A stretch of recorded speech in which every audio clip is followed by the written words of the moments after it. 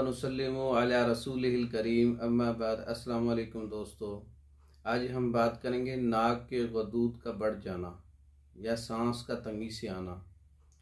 Doctor हजरात किसी मरीज़ को तो कहते हैं नाक की हड्डी बड़ी हुई है, और किसी को कहते हैं गदूद फूले हुए हैं, और किसी को कहते हैं ऑपरेशन करवा लें। तो बाज़ औक़ात ऑपरेशन करवाने से भी आराम नहीं आता, फिर वही तकलीफ़ शुरू हो जाती हैं। तो फिर कहते हैं जान छिड़वाने के लिए कि ये तो दायमी एलर्जी है, एलर्जी की दवा सारी ज़िंदगी खानी पड़ेगी। अब आते हैं हम असली मर्ज़ की तरफ कि नाक के गदूद बढ़ते हैं या वहाँ पर क्यों तंगी पैदा होती है, हड्डी बढ़ती है, गदूद फूलते हैं, क्या क्या मसाइल होते हैं। जब कभी सर्दी में ज़ुकाम हो जाए तो नाक के जड़ के पास मौजूद झिल्लियाँ जो है ना, वो सोज़श से फूल जाती हैं। तो सोज़श से फूलने से वरम की कैफियत पैदा होती है, तो मज़ीद खुश्की और सर्दी बढ़ जाती है नाक में, तो ये वरम उज़लाती सा भी हो जाता है। तो मज़ीद खुश्की बढ़ने से सांस की तंगी और नाली का सुकेड़ बढ़ जाता है, तो सांस की तंगी होती है, सांस मुश्किल से आता है, नाक ऐसे लगता है बंद है।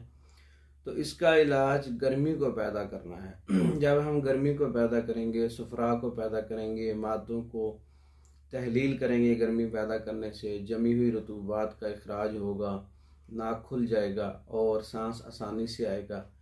तो ये मसाइल आपके ऐसे हल हो सकते हैं। मादों को तहलील करने के लिए नाक बंद होता है तो रतूबात जमी हुई होती हैं, उसको निकालने के लिए सुफरा पैदा करके जमी हुई रतूबात का इखराज कर सकते हैं।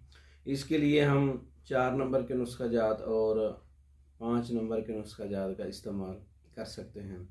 सबसे पहले उज़लाती सोज़श गंधक आंवला सार 30 ग्राम है, नौशादर 20 ग्राम है, अजवाइन 30 ग्राम है।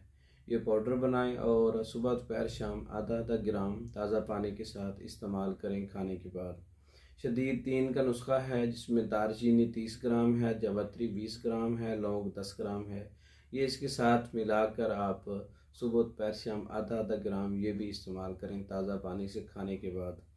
और इसके साथ अक्सीर 4 का नुस्खा आपने इस्तेमाल करना है, एक चने की दाल के बराबर इसी दवाई के साथ शामिल करके, जिसमें पारा मुसफ़ा 10 ग्राम है और गंधक आंवला सार 7 ग्राम है। तो ये अक्सीर 4 का नुस्खा है, इसके बहुत से फ़ायदे हैं, फार्माकोपिया में लिखे हुए हैं सब चीज़ों के फ़ायदे। और नाक को खोलने के लिए रतूबात, ये 3 नुस्खे थे।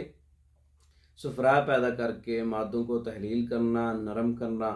अब है 5 नंबर का एक नुस्खा जिसके इस्तेमाल से रतूबात का इखराज हो जाएगा। इसमें सफ़ूफ़ तरकटा भी कहते हैं फार्माकोपिया में, तो इसका नाम सफ़ूफ़ तरकटा है। इसमें फ़िलफ़िल दराज, फ़िलफ़िल स्याह, ज़ंजबील यानी कि सूंड, ये बराबर वज़न है 50-50 ग्राम। तो ये भी आप इस्तेमाल करें उस दवाई के 1 घंटे के बाद जो 3 किस्म की पहले खानी है। तो इन चारों के इस्तेमाल से नाक के गदूद फूले हुए हैं या नाक की हड्डी बढ़ी हुई है या सांस तंगी से आता है या नाक की एलर्जी है या सांस की तंगी है, इसके इस्तेमाल से ये सब चीज़ें रफ़ा हो जाएंगी इंशाअल्लाह ताला। और ये मुकम्मल कोर्स बज़रिया डाक मंगवाने के लिए हमारा व्हाट्सएप नंबर 0363 16 999, इस पर रब्ता करके पाकिस्तान भर में और दूसरे ममालिक में मेडिसिन बज़रिया डाक मंगवा सकते हैं। वस्सलाम।